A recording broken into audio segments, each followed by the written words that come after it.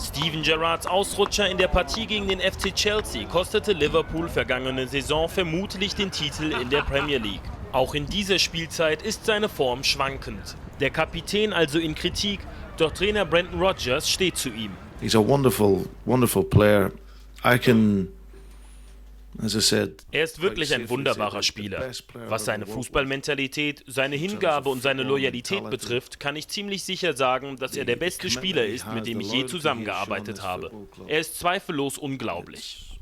It's without question, it's been incredible. Für die Reds steht in der Partie am Mittwoch bei Ludogorets Razgrad das Überwintern in der Champions League auf dem Spiel. Mit einem Sieg in Bulgarien und einem weiteren Erfolg im Heimspiel gegen den FC Basel in 2 Wochen wäre das Team so gut wie sicher für das Achtelfinale qualifiziert. Doch Liverpool mangelt es vor den entscheidenden Spielen in Europa an Selbstvertrauen.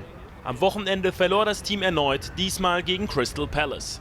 For footballers and staff and everyone involved, when you lose a game of football, especially a club like Ein Club wie Liverpool ist es nicht gewohnt zu verlieren. Weder die Mannschaft, noch das Trainerteam, noch die Betreuer. Natürlich haben wir in dieser Saison öfter verloren, als wir es uns gewünscht haben. Es ist aber wichtig, dass du immer daran glaubst, dass die nächste Partie auch deine nächste Chance ist. Man sollte nicht zu lange an der Niederlage knabbern, sondern die Atmosphäre so beeinflussen, dass die Spieler davon profitieren. Erneutes Ausrutschen ist also keine Option. Steven Gerrard weiß das am besten.